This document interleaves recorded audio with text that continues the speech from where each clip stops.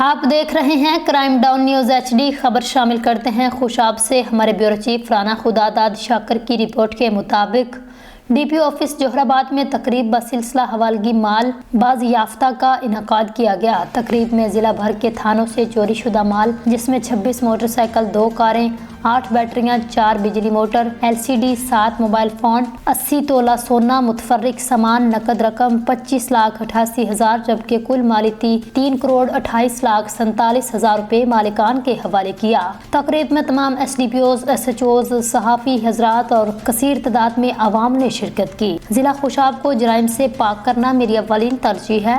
DPO Khushab توقیر محمد نعیم۔ Khushab police عوام کی خدمت اور تحفظ کے لیے ہمہ وقت کوشاں ہے۔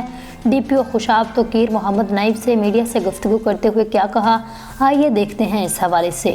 چوری ہو رہی ہے، جن کی رابری ہو رہی ہے، جن کی ڈکیتی ہو رہی ہے، جن کے ساتھ اس قسم کا کرائم ہو رہا ہے، کوئی ان کا سننے والا بھی ہے، کوئی ان کو پوچھنے والا بھی ہے۔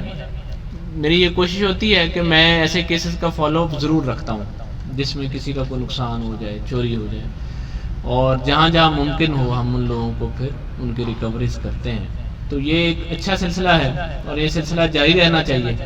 اس کے لیے اپنی SHOs کا، اپنی ٹیم کا، اپنے DSPs کا بھی مشکور ہوں کہ وہ محنت کرتے ہیں اور جاں فشانی سے، کیونکہ یہ کوئی چھوٹی اماؤنٹ نہیں ہے۔ 3,28,00,000 کی اگر ہم اس کو دیکھیں کیش اور کائنڈ کی شکل میں تو یہ ایک بڑی اماؤنٹ ہے، اور اگر اتنا سامان واپس مل رہا ہے تو اس کا مطلب کہیں نہ کہیں پولیس جو ہے اپنا فرض کسی نہ کسی حد تک ادا ضرور کر رہی ہے۔ میں مانتا ہوں کہیں نہ کہیں کوتاہیاں بھی ہوں گی، کہیں نہ کہیں کمیاں ہوں گی، کہ اگر کسی کا 1 لاکھ کا نقصان ہے تو ہو سکتا ہے اس کو 60,000